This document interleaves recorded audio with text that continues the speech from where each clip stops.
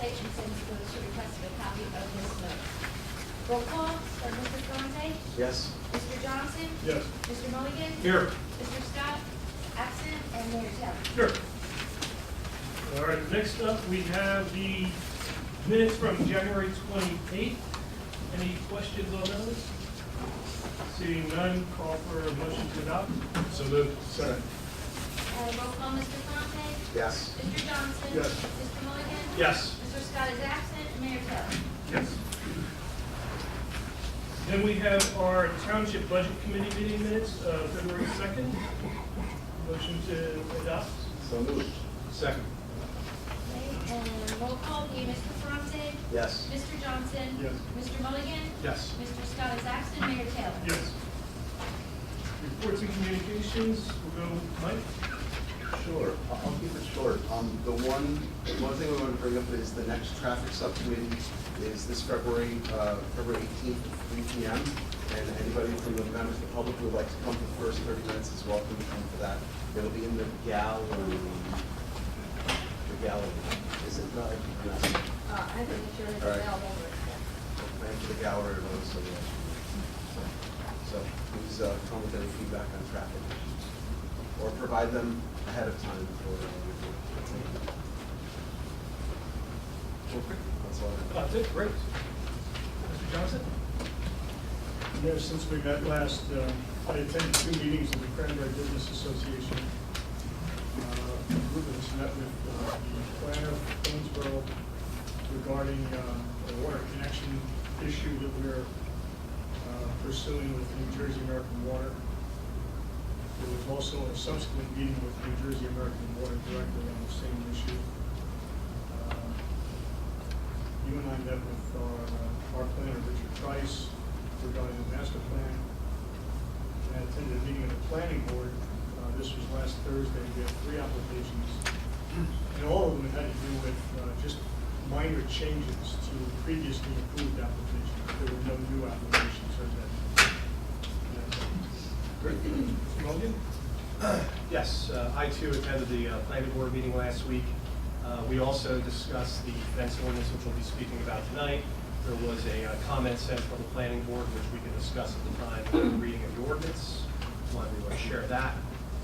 Then Friday night, attended the library board meeting. We met for well over 3 hours, basically strategic planning for the upcoming year for the library. Main focus is obviously working on the grant application if it does become available this year. Additionally, as we had spoken about previously, we, as a committee, sent out the letter, which we can probably speak to more. The library board is also going to be sending a letter to the governor, Wayne D'Angelo, Linda Greenstein, and Dan Benson, because at the end of the day, there's a bond that was passed to help pay for new libraries. They need to take action on it now. So we're sending them a letter from the library board as well. Again, the mayor can speak to what we're doing at the township committee on that area. Additionally, when we did have the budget meeting, during the budget meeting, we did announce a historic tax cut for Cranbury. It's very refreshing to be able to say that, and I'm sure you'll speak more about it. But during that time, the thought came up that we need to communicate it, and we did have a letter that went out on the township website. I would love to see us get a mailing out to all the residents as well, outlining exactly what's going on with the tax cuts. So I suggest that we do that as well. Why would we, members of the committee? I think we should talk about it. I think in the communications, we talk about the quarterly letter that we go out. We did go out to the township, the Facebook, and other mechanisms. So we can talk about that. I don't know whether the next quarterly would be May timeframe. And I think this probably is news that we probably communicate before the budget hearings. Mr. Johnson, do you have an opinion? So Mr. Johnson in the May.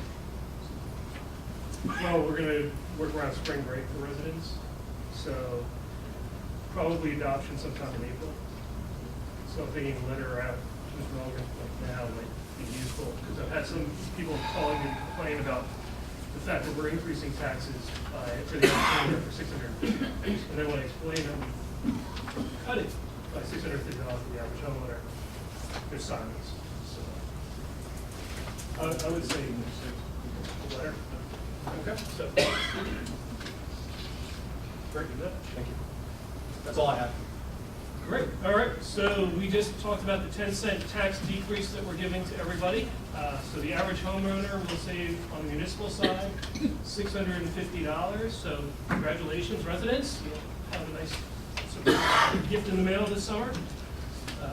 In terms of what we're talking finances, as I said early in the year, I'm not taking a salary for being the mayor, so the $100 this month, the lucky recipient is the Cranbury Historical Society, so they will get $100 from me, and I just signed a letter to that. On March 6th, we do have the master plan subcommittee meeting. We have a member from the chair of the zoning board, Marlene Meacock. I'm waiting on my other recommendation for that board. Judd Hamlin has agreed to be on the master plan from the planning board, and Pete McLeod, the chair of the planning board, will be on the master plan subcommittee. The other thing that I wanted to call out is at the next meeting, we will be adopting, or I'll be asking that we adopt, March as Youth Art Month. That's the month that the state of New Jersey, I guess, is deemed is the art month for kids. So I'll ask that we adopt it the two. And then we have, apologies, here. The last thing is, as you may have seen in the news, the state, senate, and assembly is considering what is commonly known as the rain tax, which would allow towns and counties to go ahead and set up a tax for impervious coverage. So basically looking at our warehouses, looking at our residents, and then assessing a tax based upon the runoff that they project would be available in the town. I would encourage those individuals that have concerns to let Assemblyman Benson, D'Angelo, and Senator Greenstein know of your concerns.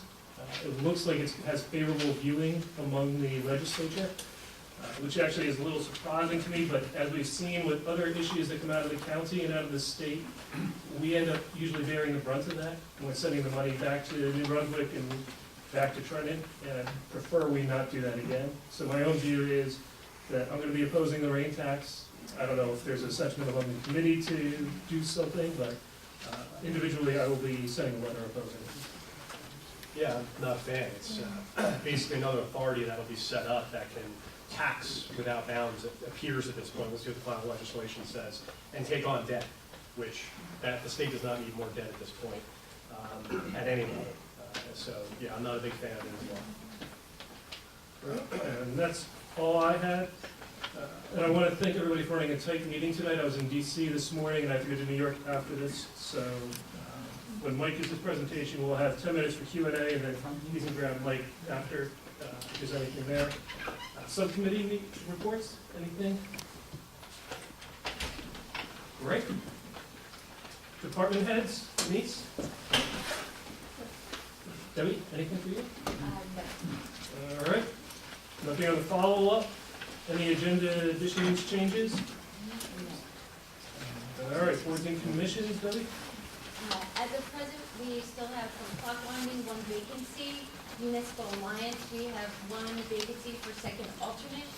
On Environmental Commission, we have the second alternate. And for Parks, we have 3 vacancies. One is for a full member, one is for the first alternate, and one is for the second alternate. And those are all the boards and commission vacancies. The EC, does that include the, that's the one, okay. So we have an application for the EC, but we're waiting for him to attend the first meeting that is available. So, next we have the public hearing for the community block grant. For those in the public, every year we apply for and we receive a community block grant that goes to help offset the maintenance costs for affordable housing units. Typically, we don't get any opposition. We adopt it here, but by law, we have to open it up for public hearing to see if there's any resident comments. So with that being said, I will open it up. Is there any resident that'd like to have a comment on the community development block grant? Elizabeth Sullivan, North Main Street. I'm Mark's representative here tonight. Oh, okay, great. I'm Vice Chair of CHA. And I was told no presentation, but just to let you know, I'm here to answer any questions. Great. All right. Seeing none, I'll close public comment on this and ask for a motion to adopt. So moved. Second. And roll call. Mr. Ferrante? Yes. Mr. Johnson? Yes. Mr. Mulligan? Yes. Mr. Scott is absent, and Mayor Taylor. Yes. And that takes care of resolution A.9. So now, Mike, we'll turn it over to you for demystifying government. Thank you. Tall order. Well, thank you very much for coming out tonight. My name is Michael Ferrante. I actually wanted to make a special call out. If I can ask members of Boy Scout, BSA, Boy Scouts, Troop 52, and their parents that are in the audience, please stand up. Cool. So just for context, this presentation happened at time nicely.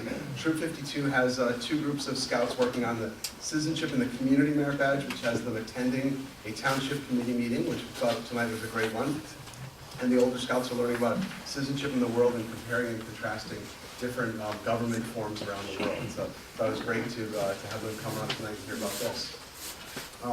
So just to give a little bit of background, this is not a legal document. We have our lawyer standing by as needed. He can provide content and feedback on this. But it's meant to be a discussion education guide. It's meant to answer some basic questions about how our municipal government operates and how you can engage with it. Answers are intended to be complete, but they may not address all situations. And we've tried to include Cranbury-specific information as appropriate here. And the legal language, this is prepared by me with input from Denise and our lawyer, Danny. And basically, my perspective on this, in town, I sat on the school board for 3 years and got used to Robert's Rules of Order and some of the Open Public Meetings Act. So I was familiar with some of that and the idea of quorum and going in closed session and minutes and confidentiality and stuff. And I noticed there were some differences and some similarities with the municipal government. But also I think over the last 9 months since I've served, I had a lot of people that were interested and engaged and coming to meetings and were confused and didn't maybe understand how things worked or how to interact with the township committee. So hopefully this is a useful guide.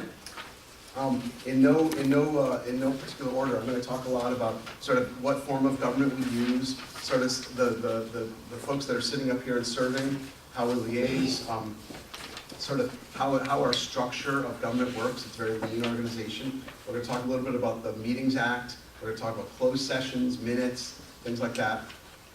And then we're actually also going to talk about some of the budget questions. So you heard tonight 10-cent tax reduction.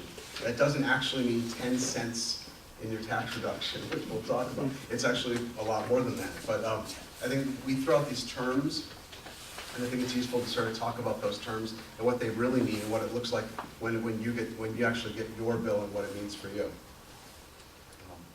So super.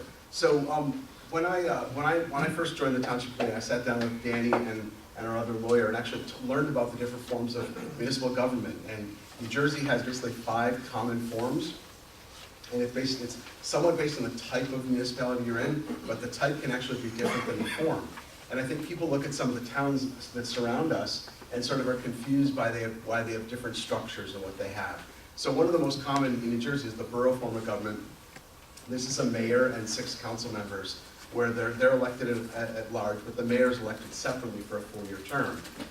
And the mayor in that case only votes to break ties. We actually in Cranbury operate under the township format where we actually have 5 members. It was increased from 3 in 1990. And these are staggered 3-year terms. We'll show what they are. They're elected by committee, and the mayor is also elected into one of those 5 roles, and then is elected by the committee into the mayor role. And the mayor has an equal vote, and this is similar to Plainsboro, East Brunswick, and West Windsor, some of the other forms. And then I could do a dissertation on the sort of the 3rd, 4th, 5th, 6th, and 7th, and the different acts that create them. But there are different lots of legal definitions for the different forms. But the borough and the township format government are the most common in New Jersey that you probably have interacted with, and we operate under the township committee format. So who are the folks sitting up here? I actually tried to arrange them in order of how we sit at the dais. So you can see here when people are elected. The township committee is elected to 3-year terms. they're staggered. So in one year, there's 2 elected, the next year, there's 2 elected, and the third year, there's 1 elected. So actually, myself, myself and Jay Taylor were on the ballot in November, and Matt Scott was the year before that, and the next year is the cycle for Dan and Glenn.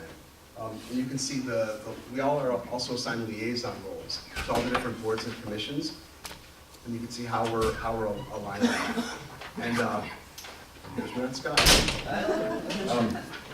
And so this is a useful structure, recognizing that a lot of these commissions and boards don't have a full-time employee on them. So our township staff, between the volunteers on these boards and your township committee reps and our very lean township staff, that's who is dealing with these questions. So we always appreciate your patience as we take questions and work through these issues. So who works at Town Hall? I didn't want to make a full list, but I did take the names off the letterhead. So at the top of the letterhead, in addition to the Township Committee, Denise Marabella, who's our Township Administrator and Director of Finance.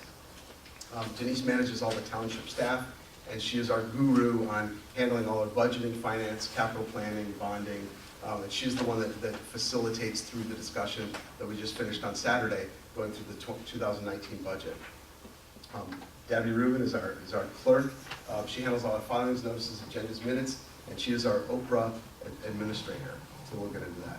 And Jerry Thorne, which many of you see around town. Jerry is the head of Public Works, and he oversees a team of 6 to 8 Public Works employees who handle all the public works in our town. And you always see them out around town working. There's a full list on our township committee site, and a lot of this material you can click through and find a lot more information on the township site. So please do check that out. Phone numbers, emails, information for contacting whatever department you want. So what are the township boards and commissions? What is authority is delegated to them? So in town we have committees, we have boards, and we have commissions. And you can see the list. And I think one of the interesting ones is the committees. The cable TV. Who knew we had a cable TV committee? Actually, a lot of people in town now do, because there's actually a survey. This is the year where we negotiate the service terms with our cable TV provider, which is Comcast. And we actually put a survey up on the website and have over 100 responses on residents who have gone on and provided their feedback on the cable TV service and things they'd like improved about the cable TV service. So thanks to everyone who filled out that survey. That survey will run through the 20th of February, and again, it's got over 100 responses strong. 3 of the committees I want to call out here. The Planning Board prepares the master plan. Mayor Taylor talked about that today, about the plan for that. The Planning Board reviews applications for all development reviews. They adopt the Township Master Plan. They review zoning ordinance changes. And the Township Committee is actually the one that enacts the zoning ordinances. And the Zoning Board interprets the zoning rules. And they decide disputes, they grant variances, and they look at particular cases and for special reasons. And I would be remiss without getting off this page that most of these committees, boards, and commissions are staffed by volunteer residents. So there is a volunteer form on our website. Every meeting, Mayor Taylor reads the list of vacancies. We always have vacancies. Please, if you're interested in any of these and have a cause, have an interest in these causes, please go to the township website, sign up, and even if you don't get called right away, please sign up to be considered for one of these important committees, boards, and commissions. So, next question we get a lot is, what is Oakland Public Meetings Act, and what does it mean for us? This is actually one thing that I think struck me when I first joined the Board of Education. I was actually at a party, a resident party, and there turns out there were 4 or 5 of us of the board of 9 that were at the same party.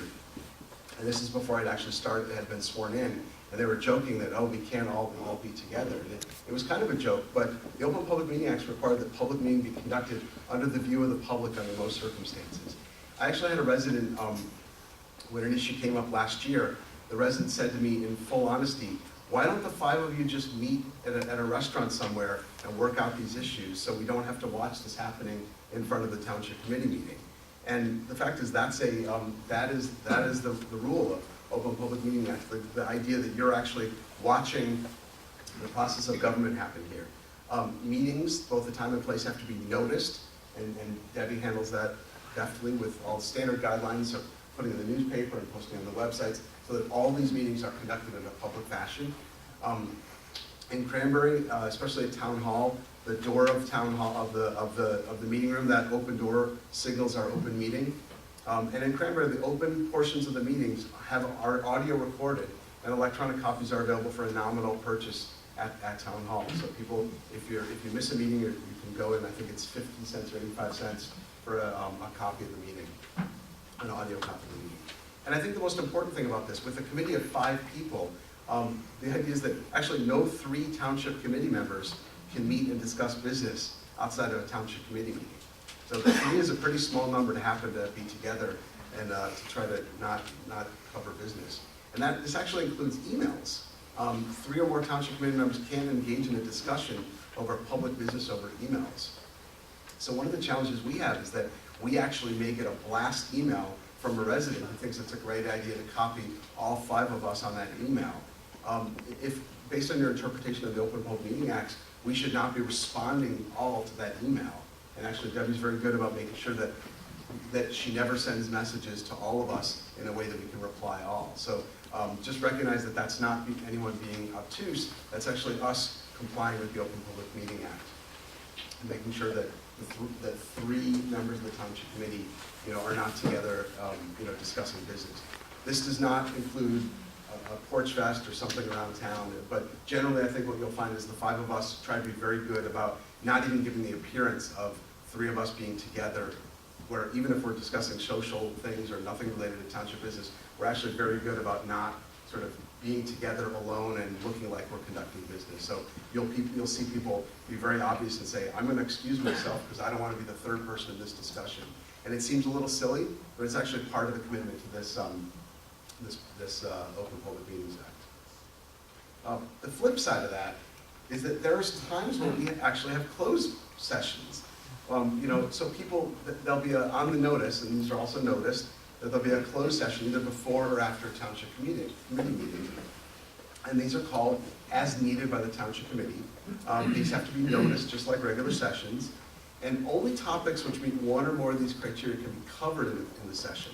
If it's a personnel matter, we're obviously not going to cover a personnel matter in public. If it's something confidential deemed by state, federal, or court law, if it covers negotiation, if it covers litigation, if it's attorney-client privileges, if it could represent a violation of privacy, and if it involves the purchase, lease, or acquisition of property. So what will happen is we'll actually go into closed session. We are only allowed to cover the topic being covered in closed session. It can't dribble into other topics. And then when it's resolved, the meeting is opened back up and into open session. And the question came up, when are the minutes made public? And the answer is when the matter is completely settled or resolved, then the closed session minutes are released. Obviously, except for matters involving personnel, where that would not be appropriate. So then we've also had a lot of questions about public comment. So on every agenda of the Township Committee meeting, there will be a public comment section. So this is where the public can directly engage with the Township Committee. You're watching us use Robert's Rules of Order as we go through this. But to keep this session productive, we actually developed last year specific guidelines that are on the agenda for this. So if there's a big crowd, there's a big topic, we'll be limiting the discussion to 3 minutes. We'll potentially have a sign-up session. And these sessions are really designed for members of the public to provide comment to the Township Committee. Your chance for you to speak your mind to the committee. According to the rules, there's actually no action that we as a committee can do in response to that. So there might be follow-up required. Sometimes we can answer simple questions if it's a clarification or residence questions, but in general, this is the chance for you as the public to come in and speak your mind. I think it may be frustrating if you speak your mind and all you get is a thank you for coming. I think it feels very satisfying if your answer is resolved right there, but for various reasons that we can't always do that in that session, but we always do take that public comment, and that is your right to make that comment. So we talk about Oprah, the Open Public Records Act, not that Oprah, different Oprah. But this is basically, this is a rule that says government records shall be accessible for inspection, copying, or examination, so, subject to access unless exempt, and the public agency must safeguard personal information. So you can see some of the tension they're making the available data, but also safeguarding personal information. Debbie Rubin is our custodian, and she's responsible for Oprah requests, and all Oprah requests received by an elected official or employee must be forwarded to Debbie, our Oprah administrator, and the custodian has 7 days to respond, to clarify, or to request an extension on that. And I think one of the requests is that this can be, and we heard last month, this can be a potential burden on townships of Cranbury size and other size. And they're actually, I think Wayne D'Angelo actually has something, some legislation he's proposed that actually would limit the rules under which, for commercial purposes, the information can be used. So people were soliciting for commercial purposes. So that's not the intent of this. Cool. I'm going to move along. So switching sort of from meeting management to sort of the dollar side. What makes up property taxes? How are each of the parts determined? For those that know, the tax year goes from July 1st of one year through June 1st, 30th of the next year. Every resident gets a tax bill in August that has their tax bill broken down into 4 payments. And actually, there's 3 major components in your tax bill. The majority, the biggest one right now in 2018 was about 54% of your taxes is school taxes. So that's directly to support the operation of the school that we're in here, Cranbury School, K through 8, as well as we pay tuition for, we have a send-receive relationship with Princeton High School. We pay tuition for the 9th, 10th, 11th, and 12th graders of Cranbury to go to Princeton High. And every year there's a reconciliation, and there's a calculation, and that becomes our tuition payment.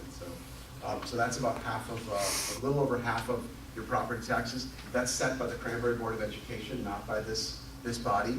And it's capped at a 2% growth. About 5 years ago, it used to be a vote every year. We voted on the budget, and that went away, and now it's capped at a 2% growth per year, and the school can choose to bank that if they don't meet the full 2% in a given year. Municipal taxes are about 25%. That is what's set by this committee. We'll talk a little bit about that. County taxes, though, 21% of your property tax bill is county tax, and that is set by Middlesex County freeholders, and we have very little to do with that. That's set by the county. And actually, I took a snapshot of my tax bill. So there's, the county is broken into 2 lines. The school is one big line. There's actually 3 lines down there for municipal tax. One is the open space tax, which is a mandated amount, and the final one is the municipal library tax. And the way libraries are funded in New Jersey is the state mandates that if you don't participate in a county library, they mandate this amount as a minimum that a township has to allocate in the municipal budget for the library. And Cranbury always funds the library at the minimum. So then we start to get the tax information. The next question is, what does assessed value mean? What is the tax rate? How do you create the municipal revenue? So assessed value is basically the value placed on every parcel of property by the tax assessor. So we have a tax assessor in town. Their job is to fairly and equally assess properties in town. And the total of all the assessments in town is called the tax base of our municipality. And the tax rate is the number of dollars and cents per $100 of assessed value applied to the value of all property, and that produces the amount of money required to support the budget. The rate is then applied to each individual's parcel of land to determine the tax of each property, and then the total appropriations minus the revenue anticipated minus the surplus equals the amount used by taxation, and then the amount raised divided by assessed value equals tax rate. So let's get into an example. The average property value in Cranbury in 2018 was $605,973. If you take those 3 lines of the previous slide of all the municipal components, some which we have control over, some we don't, those add up to even 50 cents. The average household then paid $3,030 in municipal taxes, which is the average value times 50 cents divided by 100. Now notice that 50 cents is a little bit different when we talk as a committee. We actually will mentally take out the open space. And so the number you'll hear for 2018 is really about 48 cents. But just trying to be consistent in the language. And that is not an actual house in Cranbury, I got it. And then when we talk about the budget, the cent thing, in 2018, 1 cent in taxes equaled about $160,000 in revenue for the township. So you can do the math on how 1 cent of decision works out in the revenue. So you can see both how much it earns the township in revenue, but also how much it costs the town, individual taxpayers in the tax code. What is the operating surplus and what does it mean? So surplus is basically your leftover, or the amount of your excess of revenue over what was anticipated, added tax assessments, the balance left in prior years. This is kind of your savings account. This is the amount you use to buffer. The township uses to buffer, between year to year to account for big fluctuations. They can use the surplus as a revenue item in the budget to support appropriation. You can use it to offset the tax rate. The surplus allows the township to buffer year-to-year fluctuations. And there's also some implications. We want to be a AAA bond-rated municipality, so there are rules about how much surplus we should be keeping on hand for that. What is municipal debt? So municipal debt is principal and interest, not this bond, in serial bonds. Projects with municipal debt are included in the capital budget, and capital projects are things we do that we need the money for over multiple years. They're investments. Just like for your home, a capital budget might be buying a new car, or buying a new water heater, or a new air conditioning system, or investing in a new roof, or investing in new energy efficient insulation. Those are sort of large expenses. These are like road repairs, equipment and vehicles, municipal buildings and improvements, the lake improvements, and sewer improvements. So the kind of things that we're allowed to capitalize over multiple years. Some of the biggest components of the municipal budget in no order. There's we have to some we have control over, some we don't. State mandated pension payments, public safety, something we all value. Our police, our Office of Emergency Management, our contribution to fire and our first aid squad. Debt payments for bonds and future bonds. Shared services, we'll get into a little bit of that. We actually do, for a small town, we do a lot of work on shared services with other towns and with the county. We talked about the state mandated library appropriation, salaries and social security obligations, and utilities including street lighting, water, gas, motor, fuel, and sewer. These are all things that our town pays for and covers. The operating budget versus capital budget. So operating budget is like your average year. It's the thing you're spending in your year. The budget allows for funds to be expended within that year to run the municipality. It's the appropriation, it's the revenue, it's the surplus, it's the amount to be raised by taxes. Capital, on the other hand, is that 3-year program to plan for capital projects. Capital projects have a useful life of more than a year. And putting something in the capital budget doesn't mean we can spend it. It allows them, we then have to do an ordinance in order to expend the funds. And I think another question I got that I forgot to include in here is that every time we have to go out for bid for every project over a certain size. I think it's like $20,000. So every project over $40,000 has to go out for public bid. So that is all done in the public, and there's state rules around how we can support that. So, for example, the dredging, if the lake needs to be dredged, that would be put out for bid as a public bidding process. So that all that is done through the public process. With which towns or boroughs do Cranbury shared services? With East Windsor, we do sewer maintenance. With East Windsor, Plainsboro, we actually have a court in Plainsboro that actually supports Cranbury and Plainsboro. So if you've ever had to go there, both Cranbury and Plainsboro are serviced out of the same court. And they do not make money off the court. For the record, we've looked at and we had a court at one time in Cranbury, and it was a money-losing venture. So we basically, we barely cover the cost of that. and the requirements for having a court have gone up and up, and from a security standpoint. So we're very happy to have that partnership with Plainsboro. We share 9/11 dispatch services with South Brunswick, and then a lot of things with the county. They handle the recycling, the sewer treatment, the health officer is all out of the county. So a lot of things where we can leverage the county, we work with the county. So you'll hear this committee talk about unfunded mandates sometimes. An unfunded mandate is when a new or revised federal or state legislation requires our township to perform functions for which is not allocated funds. So the one we joke about, in jest, was sort of when there was a requirement to have an elevator inspector on staff, when there was only one elevator in the entire township. And so it's sort of a, especially in a small town, something that may seem reasonable for a larger township sort of gets absurd at our level. And so, but some of the things we have, in town, we have a requirement for pension. We all know about affordable housing obligations that we have a requirement. This year there was a requirement that we covered last weekend for a municipal humane law enforcement officer is a mandate from the state, and also things like there are some board member training that is mandated that we just have to fund and support. So I think I'd be remiss without putting a plug in.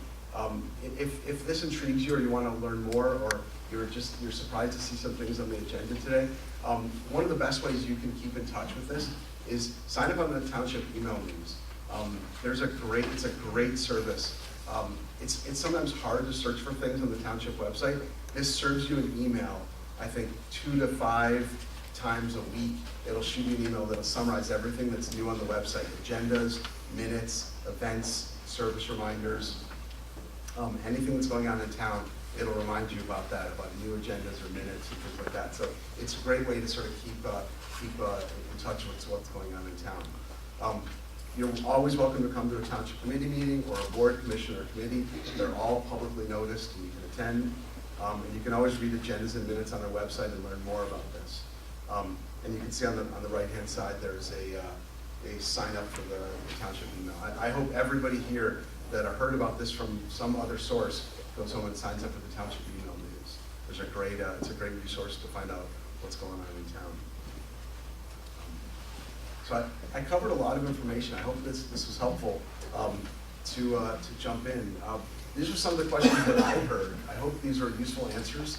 We'll post this on the township website for people who want to peruse it further. But I hope what this does is start to take away a little bit of the inside baseball part of township committee. We use these terms that mean something to us, but maybe not for everybody. And I hope that it's helpful to understand sort of the rules about meetings and minutes and how everything is structured, so that this township committee and our municipal government can work for you. That's what we're here for. So, and we'll open it up for questions. Mike, if I may? Yeah, Just real quick before we go to questions, I just want to take a minute to thank Mike for doing this. I think it's really important to do this. I think we're in a bedroom community, and we have a lot of commuting citizens, and people aren't involved with town politics and town news as much as they used to be. And I think it's really important to open up the government, open up this process to everyone, so they can see what it is they do and how their monies are spent. And I think it's really ironic that we live in an information age, and we're constantly barraged with Twitter and Facebook about what's going on around the world. But a lot of times we don't even know what's happening in our own town with our own budget. I mean, I've found, and I know my fellow committees have found, very often we'll talk to people in town, either at Teddy's or at a dance recital, or whatever it may be, and we'll find out that they have no idea what's really going on in government. And I think this is a really good, an important step for us to sort of open up the process, and I commend Mike for doing it, and I thank him for that.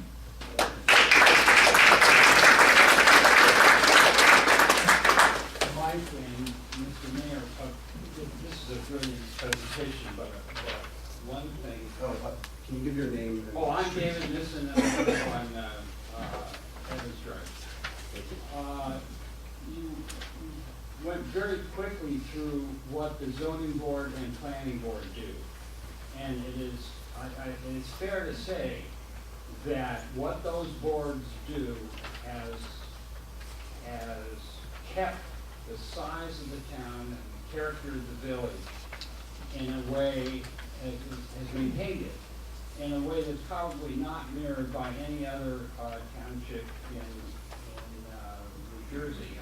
Real estate agents say Cranbury is the only town that hasn't committed suicide. It's probably the case I'm the only guy in the room that served multiple terms on both boards. And if, Mr. Mayor, if it's appropriate, I could spend 2 or 3 minutes describing very briefly what those two boards do. I think in light of the fact that we just gave everybody a 10-cent tax decrease primarily because of that, I think that would be excellent. Okay, the planning board has 2 functions. It writes the master plan, which is then discussed with and planned by the township committee. The master plan specifies about 10 zones, I think, in town.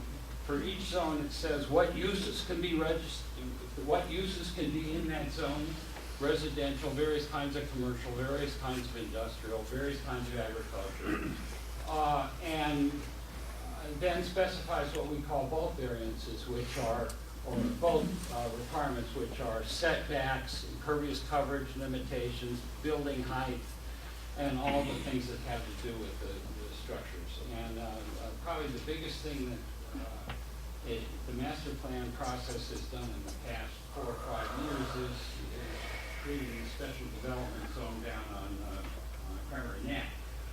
Or is it on what, the next street down? Old Trenton. Old Trenton Road, and creating that development to replace a bunch of regenerated properties with something that's gonna be nice and useful and mixed commercial use. The other thing it does is okay large developments with multiple houses or big warehouse things and stuff like that. That last process, which is the most typical one, is probably about over in Cranbury because there's no developable, almost no developable land left. The biggest decision the planning board probably has made in the past 40 years since I've been here is we noticed that the old zoning, which is 1 acre housing zoning, was starting to create little monopoly houses in funny places in this big 5 square mile zone that we call the A100 zone, which has some of the best soil in the United States. And we downzoned that, and so that the property, developable property sizes in effect went down from about $100,000 worth to lot averaging that meant that the property values went down by much less to about probably $25,000 or so for an agricultural lot, which meant that all of that land, almost all of that land, and then with the support and funding by the Township Committee, went into farmland preservation, and there is no residential developable land left west of, probably anywhere in the township. I think the last was the 6 houses we approved down on Old Trenton Road. The result of that has been that we have sustained a town of less than 4,000 people, 1,300 families that have preserved the sense of a kind of a farm, localized village community, which a lot of people here say, boy, isn't it wonderful that it got here? Well, it got here because we anticipated the development pressure a generation ahead of the time that happened, so that we could control the values so that we could put it into farmland preservation. And very few other people have managed to do that. The other thing we did was we ran our own affordable housing market in Elizabeth, and Cranbury Housing Associates meant that we weren't blown apart by having developers come in, blow our zoning apart, and build affordable housing. And that's what farmers who wanted to farm, the managing our own affordable development, and preserving essentially the land values for farmland. The zoning board is probably what's left of something that's really important. The zoning board decides a lot of little stuff, but the important thing it decides is use variances. And a use variance is when somebody comes in and says, you haven't zoned for this in this piece, big piece of property, but we want to put one particular use on this property that's in fact appropriate, consistent with, we are legally required on the zoning board, consistent with the zone plan, and it's a benefit to the town now. Let me give you the biggest example of what we did was about 4 years ago. There's a property about halfway down Dye Road that's wet, it's hidden by woods, and there's a few little pieces of something you could build on, and a Hindu temple applied to put a building in there. And it was controversial because it wasn't a use that was permitted in the zone plan. But we made a decision that the openness of Cranbury would be served, and the kids in schools would believe that we believed in an integrated first community if we agreed to that temple, and we did. Something we did as controversial is a little triangle up on 130 where we permitted The Dunkin' Donuts. 10 years ago, 20 years ago, we prohibited the uses on 130 to not compete with what was happening on Main Street. But the economics of the situation meant that we lost our pharmacy and we lost a hardware store, and now it seems logical to let commercial development happen on it. So, big development and master plan happens on the planning board, use variances where we make decisions that although the use isn't permitted, generally in the zone, if the use is particular delivery, the value of the property is consistent with the zone. So that's what we do. Great. Thank you, Dave. Other questions? Do scouts have a question? On this page in particular, where you've got the volunteer sign up, Yeah. if a person signs Oh, up, give me a name. I need names. even if the week or two on Cranbury, if one signs up to volunteer, how often do you have to reset that? You said that they may not get a response for a while. So if you sign up to volunteer, do I assume that I'm on that database forever? Like you will call me if you need me, if an opening arises? So we keep a binder of everybody that participates and sends in an application. And then when an opening comes available, we'll usually look at that binder and say, okay, and reach back out to you and say, we've noticed you applied 2 years ago. Do you still have the interest? Last year when we did it, and this is back when we had the other clerk, Kathy Cunningham, we reached out to a few people who had moved away and one had died. So that shows you the extent of how long we keep files on record. So I'd encourage anybody that has an interest to apply. That guy, 112 North Main Street. This might be a stupid question, but what does it mean to be a first alternate or a second alternate on the committee? Do you still meet with the normal committee? I don't understand what that means. That's a good question. I don't think that's a stupid question at all. Okay, I don't I was even like, know the, I don't even because I know thought the that was answer. like a committee or So, a. yeah, so when you're an active member of the committee, it means you have full voting rights. When you're an alternate, in the event that there's a full member missing, you have the right to step in and vote. Like So at the meeting? at the meeting, so we encourage all the alternates to attend, because you never know when they're gonna need to be voted on, and especially with the zoning board, and planning board, the alternates are incredibly useful, because things come up, and then all of a sudden, you need to vote on something, if you're there at the meetings, you've heard what's going on. In the meeting, it doesn't matter. I mean, everybody participates and then whoever, what the vote is. And the alternates succeed to the standing committee memberships. David, I'm sorry, because we have to make sure that we fill everything out, so if you want to talk to Claudette after, that's wonderful. We just can't. And some boards have certain rules that when a first alternate can participate or not. Some are more rigid than that, but yeah, in general, it's, you're fully informed of the board's decisions, and you can participate based on the rules. Yeah. Other questions? Hi. Barbara Rice, Misty Drive. In terms of the farmland preservation statute, well, there are some other uses, aren't there, other than farmland that are permitted or where? Well, there's farmland preservation, and there's open space preservation, which can be active or passive, and then, I mean, even under the farmland, so if you're doing shrimp farming, if you're doing solar use, I mean, technically that could be put on. There are, the people that have used variance, that is variation. And I don't know if it's in Blanford or in Cranbury, or is it Temple that's on Cranbury Road?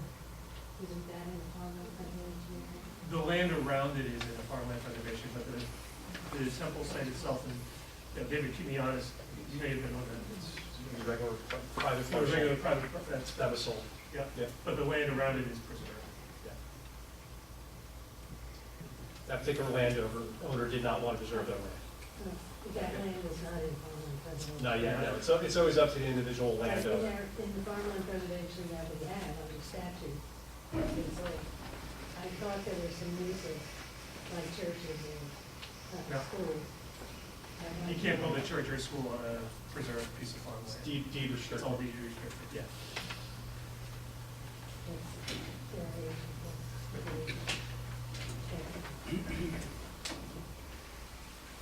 James Fay, 27 Station Road. We have shared services, dispatch and so forth.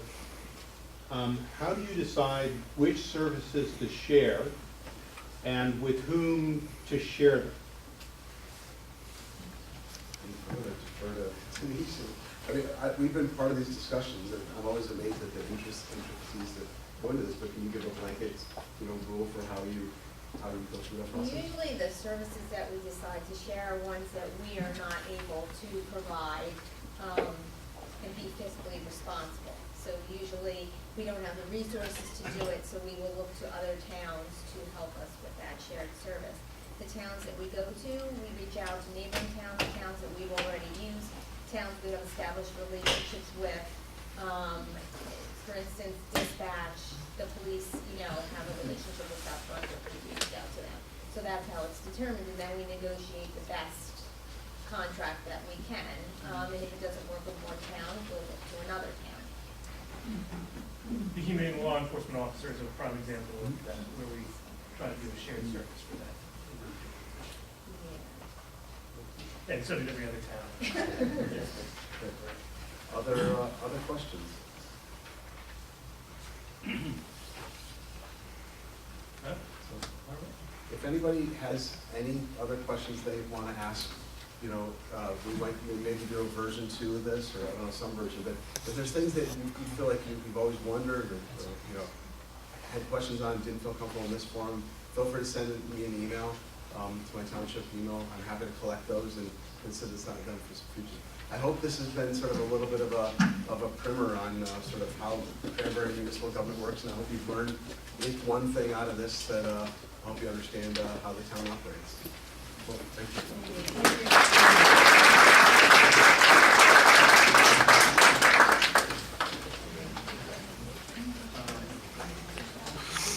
All right, so we have no ordinances on first reading, which brings us to ordinances on second reading. The way it works is we will open up initial discussions up here at the Township Committee level. Danny, after we're done with our initial discussion, we'll open it up to the public for any comments on it. We'll come back to the Township Committee level for discussion, and we'll proceed forward from there. So what we have before us tonight on first, or I'm sorry, on second reading, is an ordinance modifying the fence regulations in the township. So just a little history on this one, because there's a lot of confusion going around about what this is and what this is not. So the way, what it is not, is we're not telling people that they have to rip out fences, if they need to repair fences, if they need to replace fences in their front yards that are already there, they're free to do that. Those are some of the questions from the planning board. What this is we have a conflict in our zoning ordinances today. In our zoning ordinance today, if you go in to build a 3-foot or smaller fence and you want to put it in your front yard, you do not need a permit for that. If you want to build anything that would keep a dog in, anything that would give you a little bit of privacy, which is above 3 feet of fence, you need to go before the zoning board if you're going to put a fence in that's along the front of your property or along a road that runs parallel to your property. You all right there? I'm good, thank you. All right. So since 1991, when Jeff Braden became our zoning officer, we have had only 24 applications for 3 foot or smaller fences go in, and a number of those were individuals that put in an application for 3-foot fences and then proceeded to install fences that were larger, some by accident, some by intent to try and avoid going to the zoning board.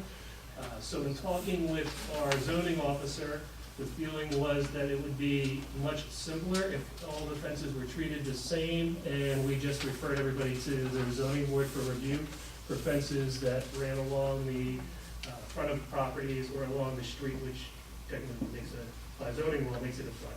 Exactly.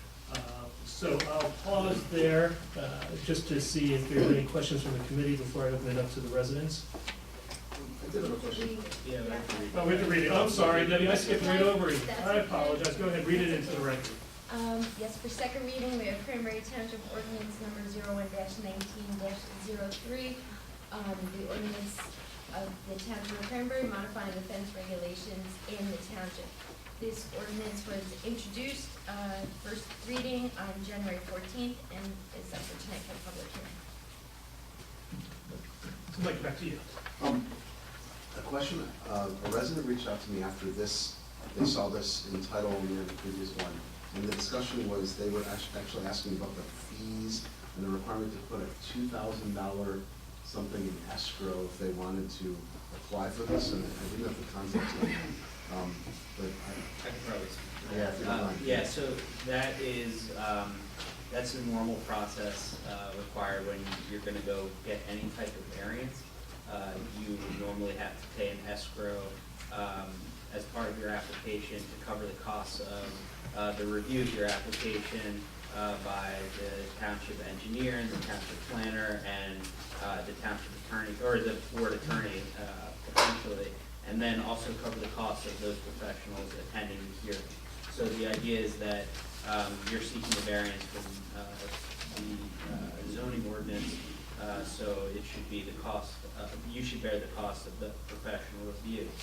Now here, I think that goes to what Jay was saying, in that these applications for that particular type of fence really don't exist for all intents and purposes. Jeff said over his, I think it was 38 years in the township, he's had a couple dozen of these. Some have been taken down over the years, so less than that actually exists. But that, I believe, is where the $2,000 comes into play. In a way, and just to be clear, what we're doing is the 3 feet is under. Today, everything above 3 feet, we're not changing, so you have to go to the zoning board. Correct. So all this is doing is saying, we're not gonna let people try to game the system. It's gonna be treated evenly. so all fences have to come.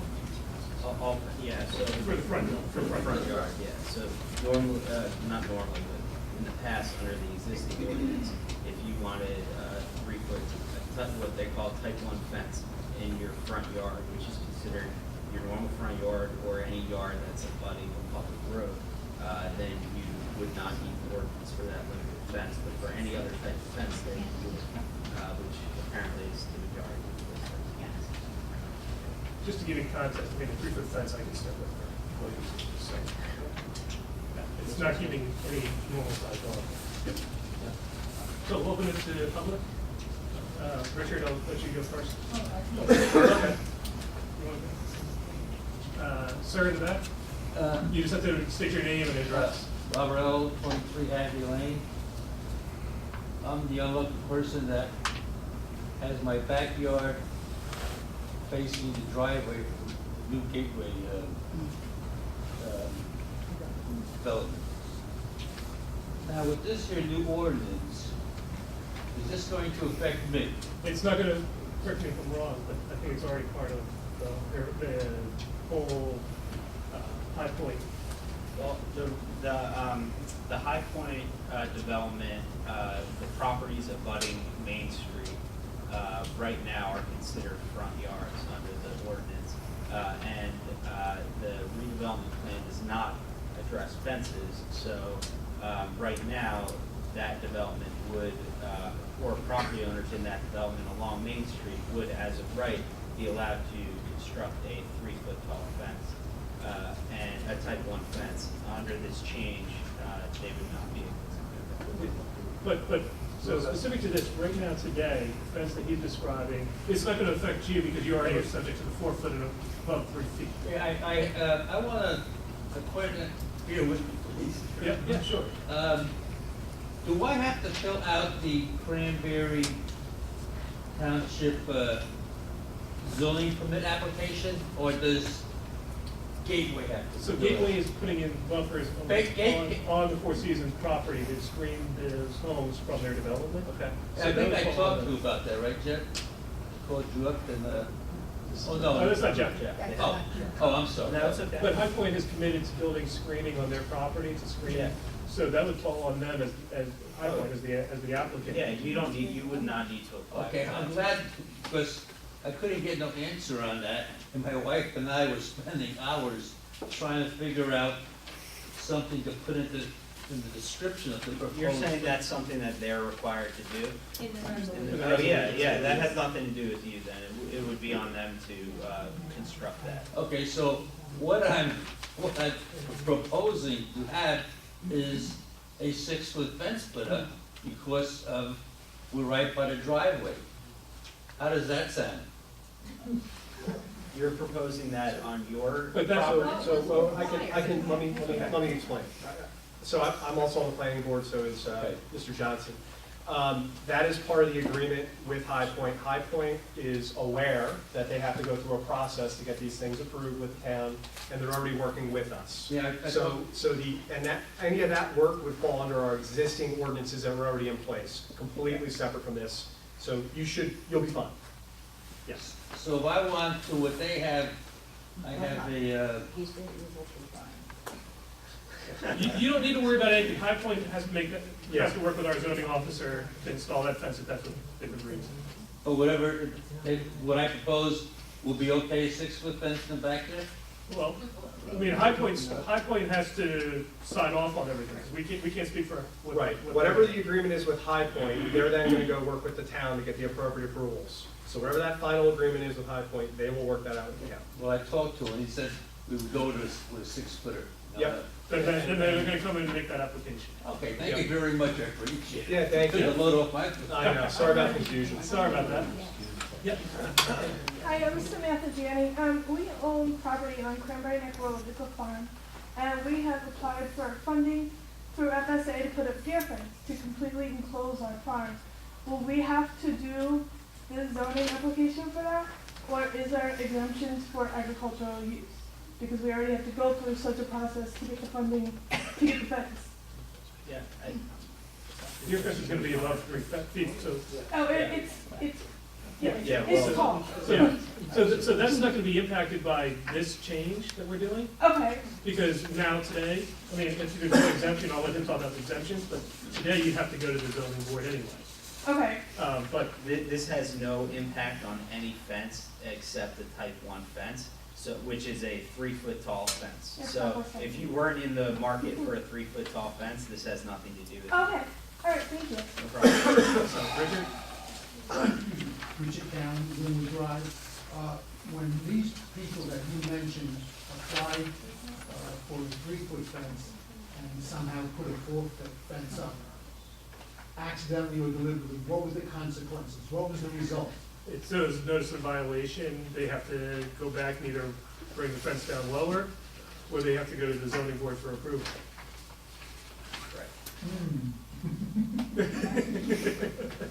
It's the same consequence if you do if you build anything you're not supposed to. Well, I know, but sometimes people do it, and some people do things that are intentional. Okay, and the second thing is that if a person wants to put up a 3-foot fence, are you saying that if he wants to put up a $500 fence, he has to put $2,000 in escrow for a $500 fence? I would love to see where you could get a $500 Well, let's fence. say a person wants to put, let's say, a 20-foot fence, 20-foot fence to hold some vines. Nothing elaborate, so you can go ahead and you can get a $500 fence.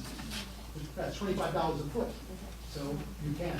So the question is, if a person wants to put up a $1,000 fence, he has to lay out $2,000 in escrow?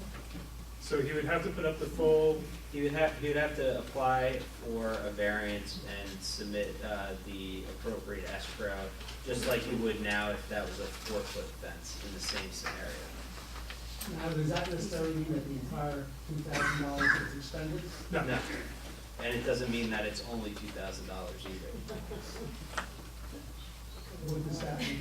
It means that if you have a particularly complicated fence application that takes a 4-hour hearing to complete, then the professionals get paid.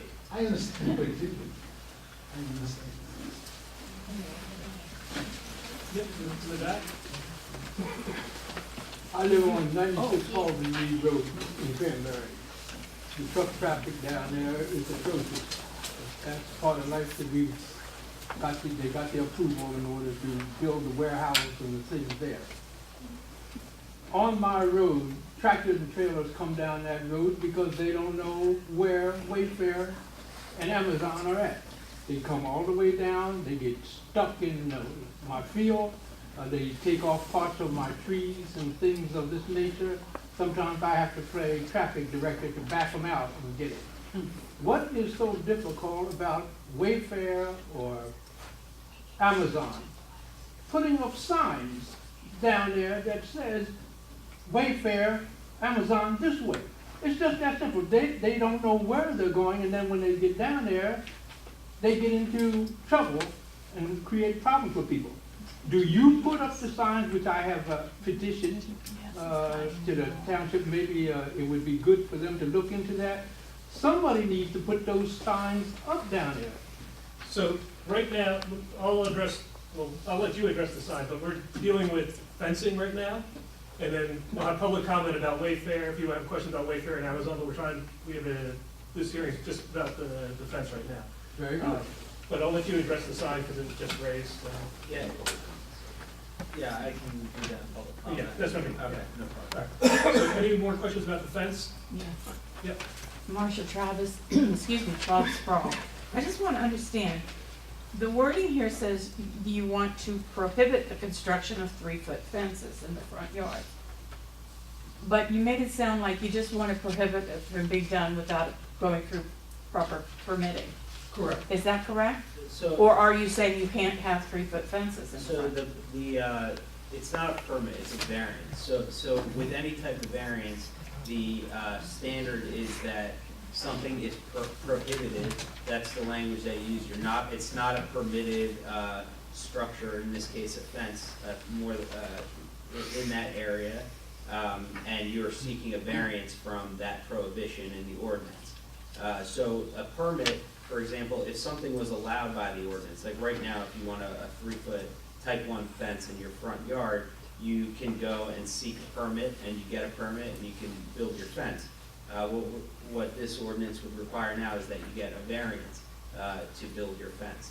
There are legal standards that the zoning board can apply when they're considering a variance application, so they have the authority to grant deviations from that, from those requirements. But you're not trying to prohibit the construction of 3-foot fences You're not saying you can't have them anymore? We're saying, the ordinance would say that you cannot have them without a variance, but a variance is possible. You just have to go to request that from the zoning board. And that would be the same variance you would get for a 6-foot fence? Exactly. Okay. Or for a 3-foot, 1-inch fence. Right. It is just as prohibited as a 4-foot fence and a front yard is today.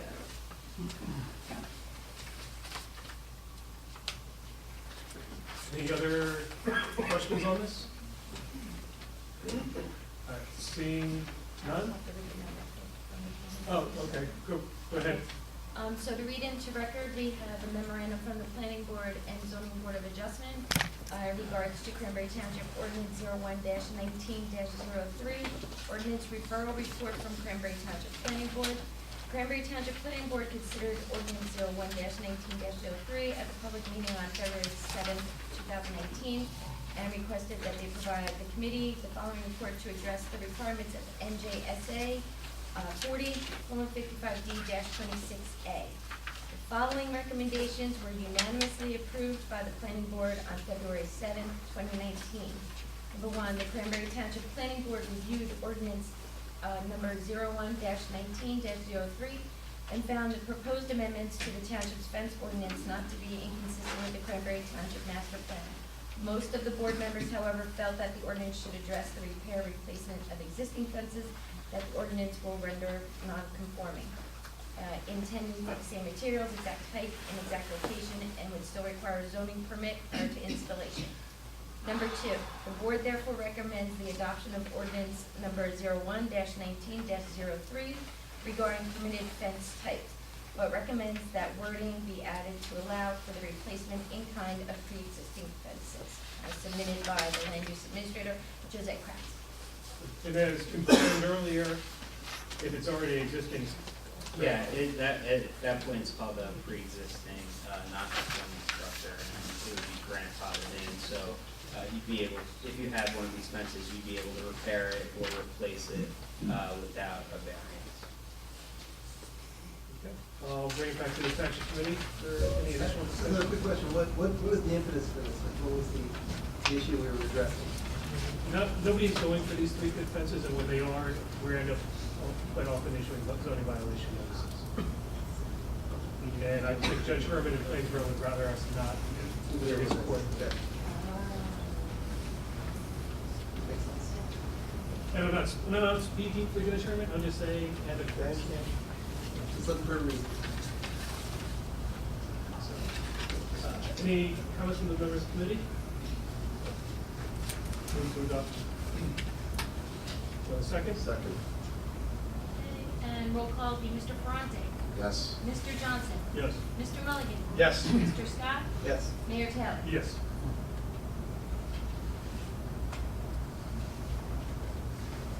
I'll let you read the second one in. Okay. This is Township of Cranbury ordinance number 01-19-04, reading by title only, calendar year 2019, an ordinance to exceed the municipal budget appropriation limits and to establish a tax bank. This ordinance was introduced at first reading at the governing body of January 28, 2019, and today is up for final. We love the fences. It's not you, it's me. You stayed much longer than the average person. All right, so, again, any questions here before we open it up to the public? All right, I'll open it up to the public for any questions on the municipal ordinance 1904. All right, seeing none, I'll bring it back here and ask for motion to adopt. So moved. Second. And we'll do roll call, Mr. Ferrante, Yes. Mr. Johnson. Yes. Mr. Mulligan. Yes. Mr. Scott, Yes. Mayor Taylor. Yes. All right, on consent resolutions, Debbie, I need to pull item C out because I can't vote on that. And my apologies, I should have let you know beforehand. Because I'm a member of the fire company, which receives LoSAP, I did not vote on anything that financial benefits have. So, anybody have questions on items A through F minus C at this moment? Seeing None, I'll ask for a motion to adopt. And you have, roll call, Mr. Fronte?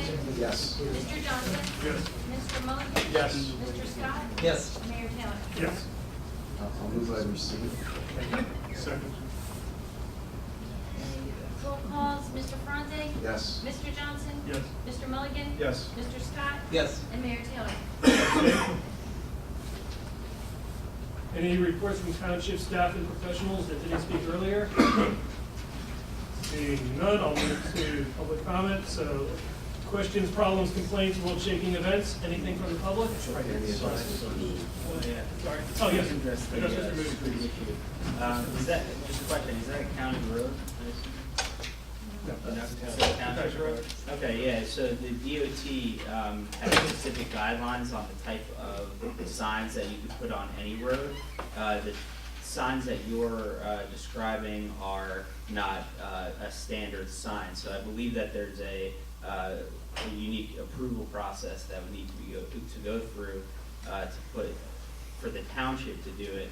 Now, whether the companies themselves can do it and in a helpful way is possibly a separate question. I'm not exactly sure the answer to that, but I can look into it. On that issue. You have to state your name and Deanne address. Naparano, 92 Halsey Road. It would be helpful if that light was signed properly. I think that speaks to Phil's concern. It says Cranbury Station Road with a hyphen. It's Hightstown Cranbury Station Road, and that's part of the confusion. And that's at the new traffic light. With the new truck? All right. And then, right. Which light are we talking about? Station Road is Hightstown, Cranbury Station Road. I'm still used to turn at the person that never brings in the garbage can and then go past the house to get the motion on. So I have to take a look to the side. I can look into that and then, report back to the committee on that issue. But it should be an easy fix. Mr. I'm the Walden? same issue, Nick Morrell, the 93 Rosalie Road. So, just to clarify, is the committee or the administrator going to follow up with DOT or the Wayfair and Amazon to ask that they put the signs out there? Because let me just say, there was a tractor trailer in Phil's driveway last night, in his driveway, and he had to help back it out onto Cranbury Station Road. So it's dangerous. You know, to follow up with David Nissen, he's saying the town has, according to a realtor, not committed suicide, but it's committing homicide on that side of town, on the east side of 130, and also within the town approaching 130, because of the current zoning, and I'm going to just say the lack of control of the warehouse development and traffic that goes along with it. So, are you going to follow up with the county, or the warehouses and the warehouses? We can follow up with the county and the warehouses. It's not a problem. All right, thank you. I understood. Oh, sorry, name and Oh, address. Marcia Travis at 12 Sprawl. I understood that part of the problem also was with the GPS systems that the truckers are using, and that I think somebody was trying to get We're all trying to get them to fix it because it's guiding them in the wrong way. Right. And it's bringing down Liberty Way Road as well, where there's no bridge yet. Right, right. Is there any progress on that? Unfortunately not. If I may, I've been thinking about this, and I know you guys have been coming to a lot of meetings in the past 6 months, and you've been hearing your complaints, and, you know, we're frustrated too, because there's not much by the book that we can do, but I feel like there's a third party missing here, like the Amazon and the warehouses, like, I feel like they should be addressed at some point by the town, either a letter, just requesting some kind of information, some kind of feedback. You know, because our hands are tied. I mean, there's not much that we can do. And you guys are frustrated, and your quality of life is being affected. So I think that, you know, maybe we can draft a letter or something, Mr. Mayor, that sort of, you know, ask them if they have any solutions, anything they can do about timing the trucks, or, you know, anything. Yeah, I mean, we can't affect their business schedule. No, I mean, we Invite can, them to a meeting. Yeah, exactly. Because we're talking to each other, we're both frustrated, but there's a third party that is, you know, causing all these problems. Pull their asses in here. Yeah. Excuse me, there's basically simple signs. That's all we're asking for, is simple signs. Right now, I have 2 signs out there, and I made recommendations, and they said that we're going to look into them. There are signs out there, you can't even read them. You can walk right up there that says, so to speak, no parking this side and this and that and so forth, but they're in my driveway. Take the signs and move them down to the end and say, cul-de-sac, no, you know, there's no way to get in and get out. I just came up here and here's a car again coming down because they've lost the way. They've made the wrong turn. They're not wrong, they just made the mistake. I'm saying that simple signs at the bottom would tell them it is not a exit thing. It's got a private part, driveways and things of that You nature. can look into the no through street sign. I mean, I'm not saying that you are at fault because I know Jerry personally. He'll go out the way, he'll do this and he'll do that, and his whole staff. And evidently you'll do your job, we're just trying to remind you or give you some suggestions as to how to stop them from coming down our particular way, that's all. Yeah, we can look at putting a no through street sign up, that's an easy fix. Yeah, sorry. Is there any possibility That he, that he, know where you are. okay, I know, all right. Benny Conover, I live on North Main Street. I've known Philip all my life. Is there any possibility that legally he could have them charged with trespassing on his property? If that happens often enough, they'll fix something. No, they told us we can't, so. If they're in his driveway, they're on his property and he didn't invite them. Yeah, I mean, certainly if you call the police, if someone, normally it's a situation where someone would be parked on your property, not temporarily there. I'm not sure what anybody would do about it if they're there and then leaving. Can he call the police and say there's somebody on my property? If they're parked and And have the staying on police your come?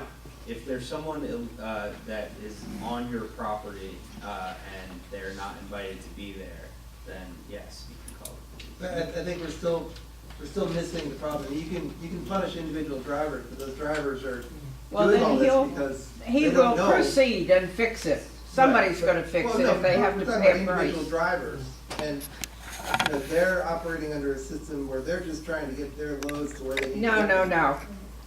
When it costs them money and it costs them something else, No, I understand. they'll deal with it. They're not gonna deal with it because they're aggravating Philip and they're invading his I privacy understand. and ruining his property and annoying the hell out of him. I don't know that there would be any prosecution in that sort of instance. So what? It would annoy them as much as they're annoying him. Okay, well, we'll talk to Amazon, we'll put up a no through street, we'll see what we can do about signs. Like Deanne Navarano, 92 Halsey Reed Road.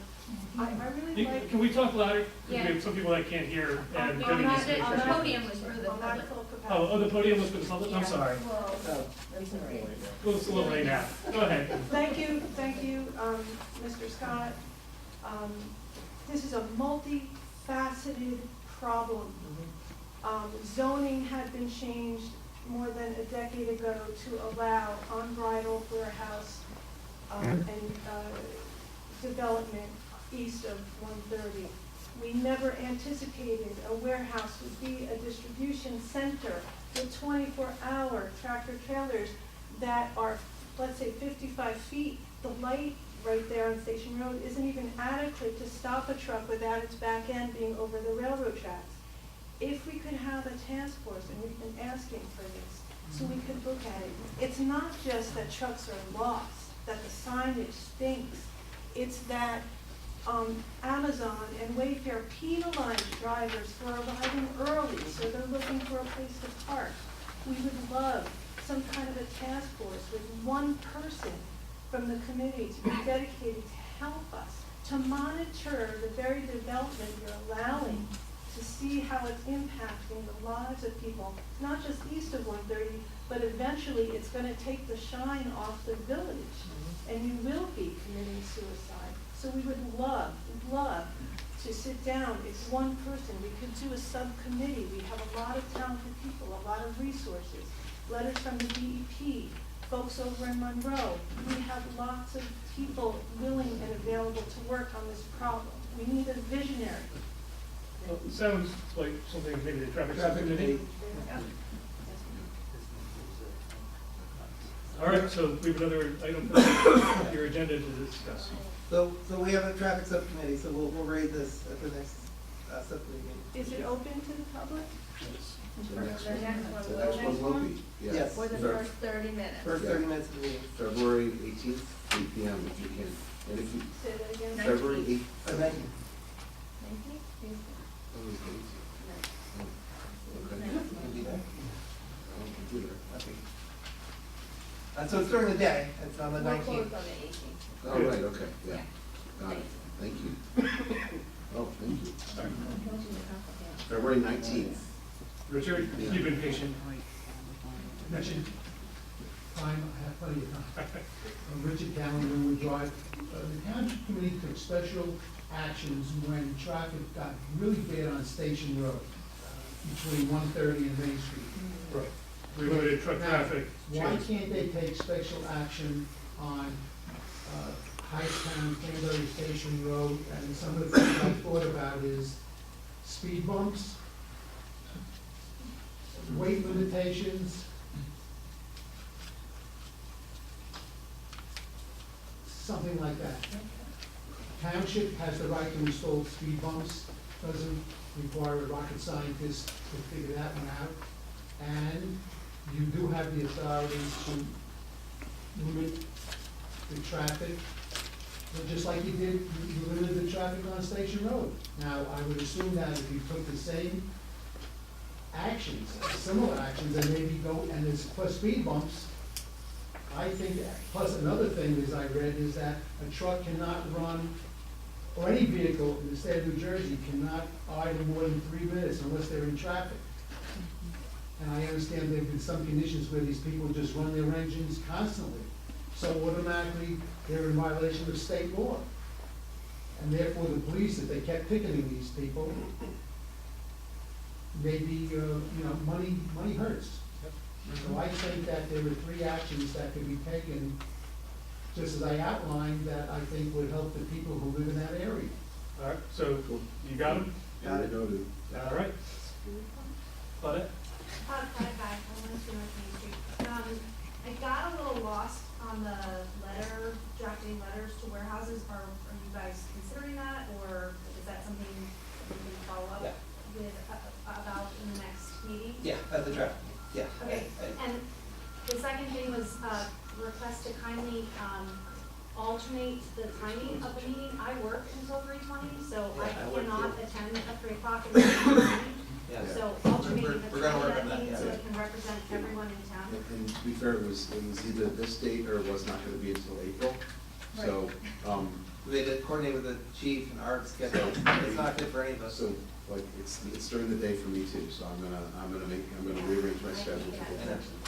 But we're happy to incorporate feedback, and we'll make sure the next one is sort of. Can we, give questions or Yeah. comments to you ahead of time to Absolutely. be discussed? Is that? Absolutely. Yeah, you can send it to my Yeah. township email. Is that okay? Yeah, You know, yeah, but it's no right way to do it, but yes. Yeah, what's the right way to do it? Send it to you? Perfect. One of you? One of us. But not both of you?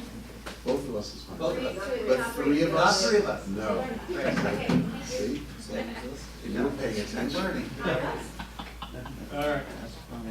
Any other? Yes, good evening, Charles Prattville, New Brunswick. I have some documents to work with. We can run by use the podium. Sure, go ahead. So first of all, I want to say thank you to Committeeman Michael for your excellent presentation. I think that's the type of presentation every municipal government should have on a regular basis. But I rise tonight, I come here to raise a concern about the township's compliance with federal law. I filed identical Oprah requests, which we discussed tonight, filed identical requests with every municipality in Middlesex County. using a website Oprah Machine that helps make the process easy. And yeah, unfortunately, I had to come here because of what I learned from the response to my request, specifically that the township has violated the Fair Labor Standards Act. So there's two issues here. The first is that a number of workers who have separated from the township months ago were still on the list that I was given. I requested current employees provided, but in the response that I was provided, there were employees that were seasonal from the summer provided on that list. And so these employees shouldn't have been on part of the response, but I'm glad that they were, because it exposed the problem of illegal underpayment. And you can see I have copies for you all.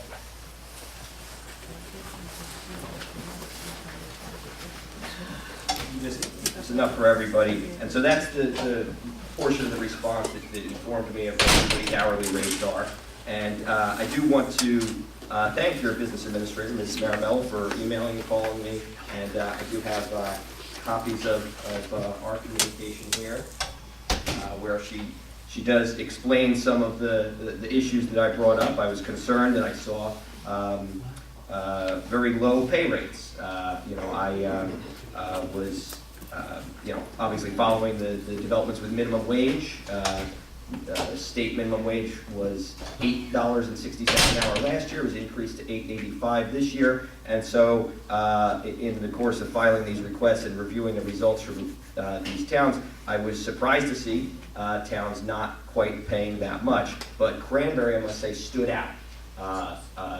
No other town that's responded to my request yet paid as low as $7 an hour or $6 an hour, but Cranbury did have some employees on their list at rates like $5 or $5.50 an hour.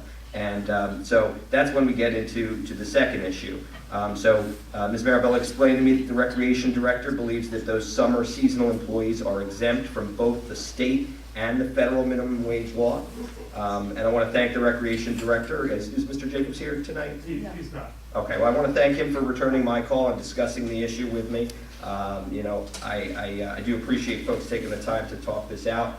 And you know, the way he explained it, there is an exemption from the state minimum wage law for municipalities, and that is, or was correct, at least until 1 week ago when Governor Murphy signed legislation that for the first time requires municipal governments to pay the same minimum wages that private businesses are required to pay. You know, before I go any further, I do want to ask for the record, Mayor Taylor, in your administration, are you committed to pay no less than $8.85 an hour for any work done by township employees effective last Monday?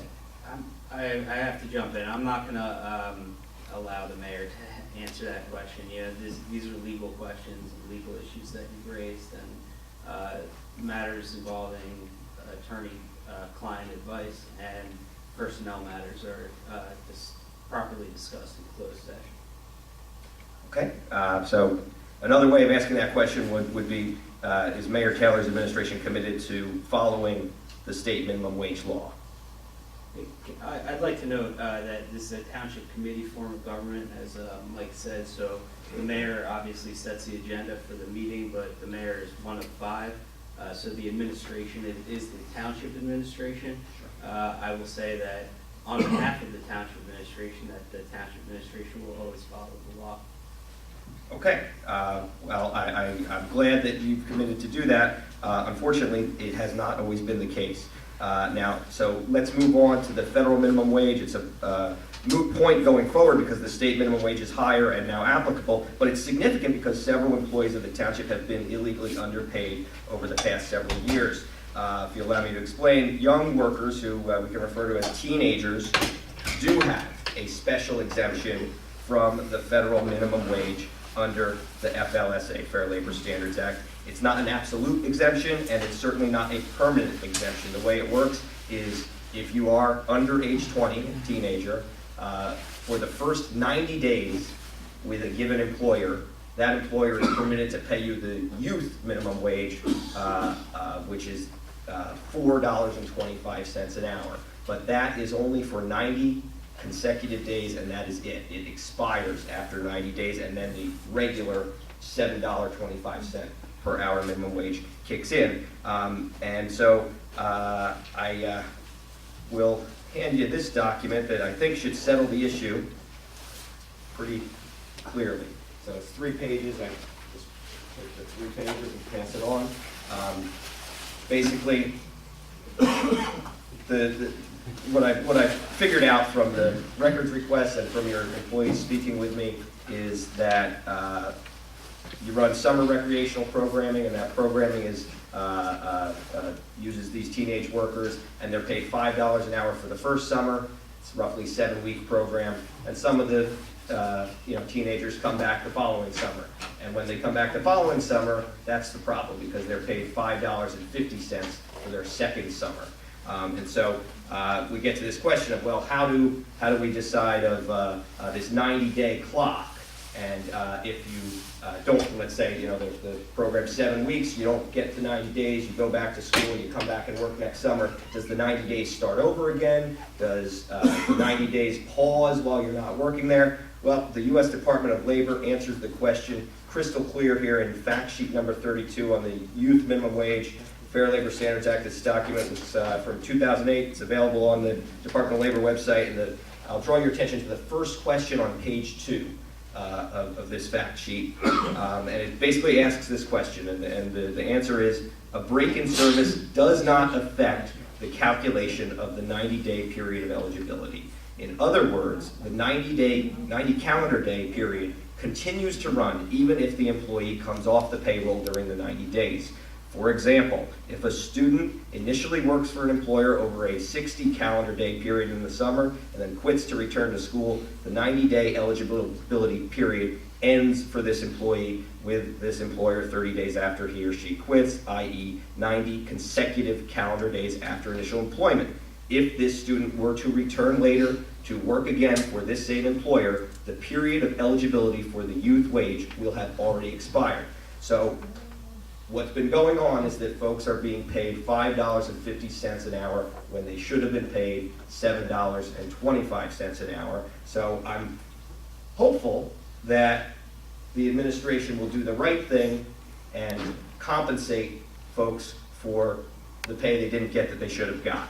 And I would, can we please hear from the township attorney on the legality of applying the youth minimum wage to township workers participating in the recreation programs for that second summer? No, I'm going to be looking into it. The township is obviously in receipt of your information, and I'll advise the committee accordingly. Okay. Well, I do want to say thank you to the folks who did speak to me and did engage in a discussion. I'm disappointed that the attorney and his firm has not. I did speak to Mr. Goodell briefly. He said he would call me back. He did not. I did ask him for his opinion on this. He did not give it. And now here we are again with the attorney not willing to defend the actions of the township.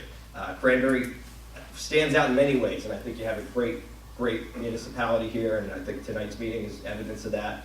But one way you don't want to stand out is in terms of paying much lower than other municipalities or failing to comply with laws, federal or state. So the minimum wage is now $8.85, and the town's going to have to figure out a way to make that work. But you also need to do right by the folks who've been wronged. This is crystal clear. I'm sure the committee members are smart people, and you know what the right thing to do is. The right thing to do is to make it right and correct this mistake. Thank you. One question. Had you communicated all of what you said tonight to us previously?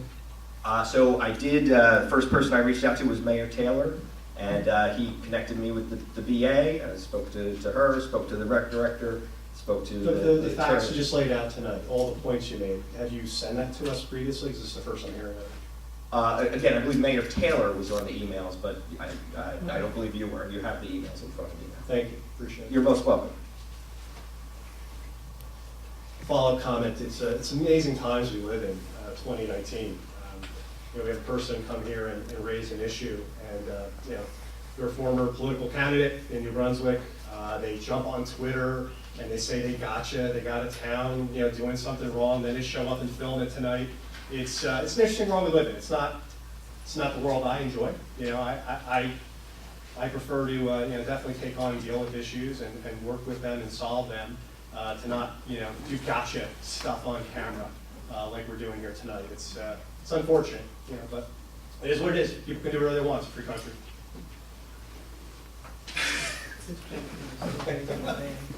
I'm sorry, Robert Hill from 19 Bunker Hill. Less than a year ago, you filmed part of the Township Committee meeting and posted it on your Facebook page without including the whole video. There was an issue I brought up We're then. not getting, we're I'm not sorry, getting, we're not it's a getting into, public- Rob. it's a public comment. It's a public comment. It's a public comment. There you go. Let him All right, go. public comment. There was your gotcha moment. No. And I'm sorry that you brought that You're up. wrong. You're absolutely wrong, Robert. Okay. Not true. Thank you. You're welcome. Yep, Mr. Moody, and then, oh, sorry. My name's Jason Liebman. I'm an independent filmmaker from East Brunswick, and because my integrity is on the line here, I would just like to comment that the entire meeting has been filmed, and the entire video, undoctored, will be available on YouTube for the public to consume. And that's excellent, and I appreciate that. And what I'll say is, again, that, everyone's welcome to come here and film anytime they want at a meeting. It's just the whole premise of the setup that I find unsettling. I understand your concern, and I just want to let you know the entire thing will be up there. There will be no edits done to that. I appreciate it. Thank you. Just from my perspective, gotcha moments aside, I think that whatever the law is, that we will adhere to it. I would like us to. If you follow up with us in a year, I'm sure we will. We have a question. I just have one question also in my area, 96 Tony Reed Road. We have a problem, a water problem there. And I contacted Monroe Township representatives and so forth. My entire basement was wiped out, flooded out with water. I contacted, first of all, the Cranbury Police Department. They called the Cranbury Fire Company. They came with the fire trucks and they were going to pump the water out. The water was coming in so fast and so furious, they couldn't do anything at that particular time. Since that particular time, I have talked with the individual manager of Strathmore that is managing the buildings of the homes behind my house and so forth, and we tried to get a clear understanding as to who's responsible for it. They got together with Cranbury and Monroe together, and with their workers and managers and so forth. They all came over and they looked at the place and they saw the damage that was done and all these things done. But an interesting thing happened to it. I called Mr. McDonald, who is most of you know who he is. Barry Wham came over and he looked at the things of this nature.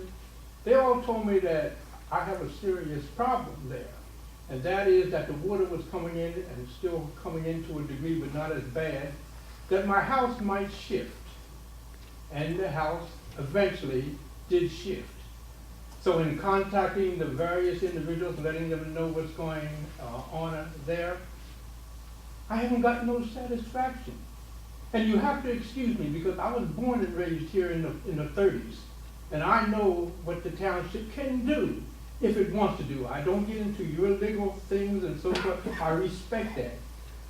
But since this happened, this is now 8 years and more. 10 years, nobody's done basically anything. I've got all the documents from Monroe as to what they said. Yes, the lawyer said, yes, we know that there's a problem. But we'll try to ease the water, but we can't fix it. In the meantime, my house has shifted so much that now, after all this time, my family unknowingly didn't realize this. And the pipes that were leading to the septic system broke. All that stuff lying inside the wall. Still, nobody doesn't do it. I come to the individuals who had insurance money. You know what they told me? Oh no, we don't cover this. We don't cover plumbing pipes. Never heard of it. So now, in the meantime, I had to go with expensive water heaters and so forth. And right now, if you want to just come down my driveway, you'll see cones that are on broken grates that's there. Monroe says, we ain't going to do nothing. That's not ours. The statement that I got from the representatives back there was that They're aware of it, they looked at it, they were going to, that a wall had collapsed down there. And so they went out and they did a patch-up work and so forth. And the water subsided to a degree and so forth. But in the meantime now, I've had to pay that, and we still have problems with the water coming to a huge extent. The mosquitoes coming down there is unbelievable. Get a few bags of lime and throw it in there, the water lays there. Who's responsible? That's the big argument is, they say, yes, we're aware of it and we'll try to do it, but nobody has come over to do a simple thing about it. Is there anything that you gentlemen can help me to do? Because right now, the house is in bad shape. The water, where is it The coming from? water is in the cellar. It was so high that I put on boots. to Well, get no, in. I understand, but where is the water coming from that's getting in, Yeah, to yeah. get into yourself?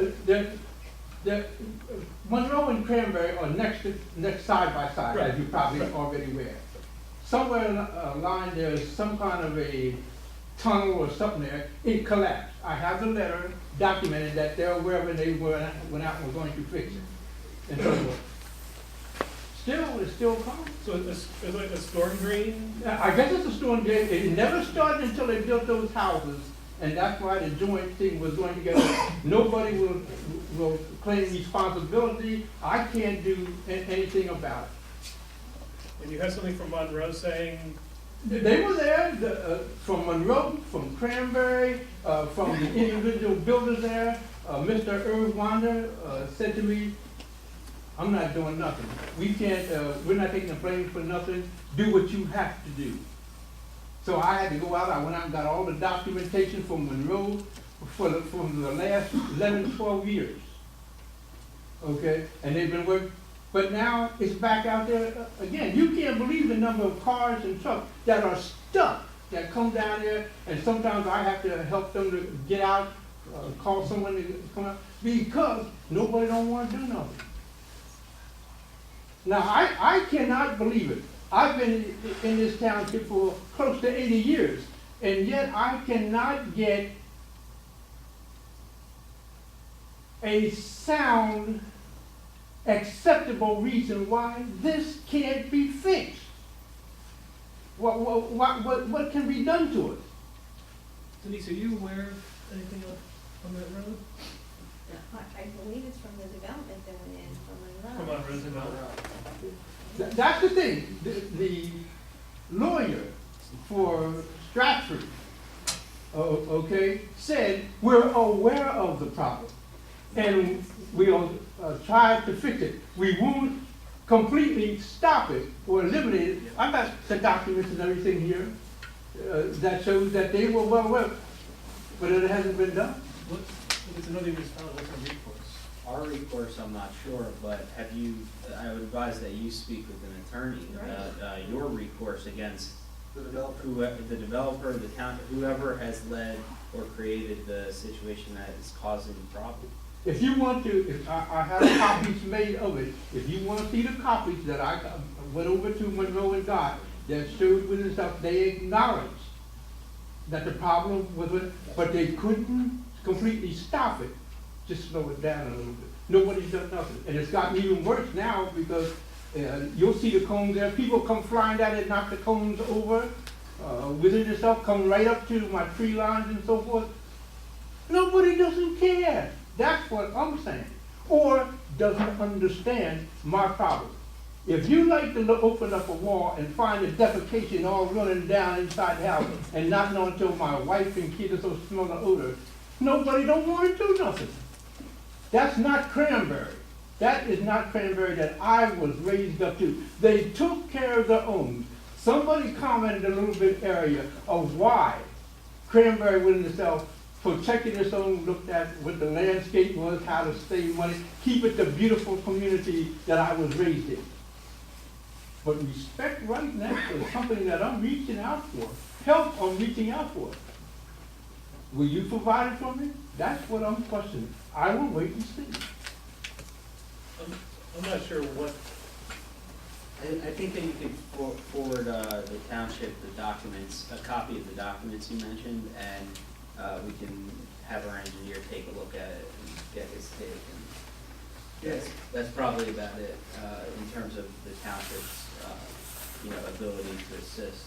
I mean, if Tom looks at it and says, yeah, we have an issue, then it's, Yeah, he'll be able to know whether it's a township issue or a private I issue. made the three points, but if you know, I have everything from the date that the problem started and so forth, documented step after step after step, and so forth. So,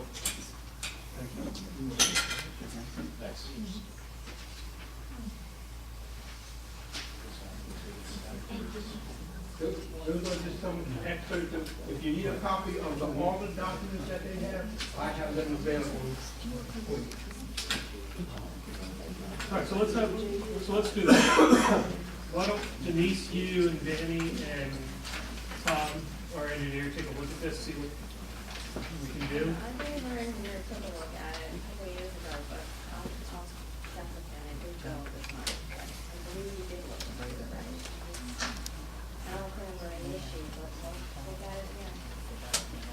If there's nothing we can do, because if it's all on Monroe, our hands are kind of tied. We It's really can't- on the development. We're on the development, we need Monroe to help us enforce what's going on with the development. There's a collapsed storm drain there, that's what. That's not owned by the township, that's Chamberlain and Barkley, I was told. Oh, that's Chamberlain Barkley. Chamberlain Barkley denies it, they say they don't know. They said they don't know. Cranbury said they don't own it, Monroe said they According don't to own our it. tax records, they do.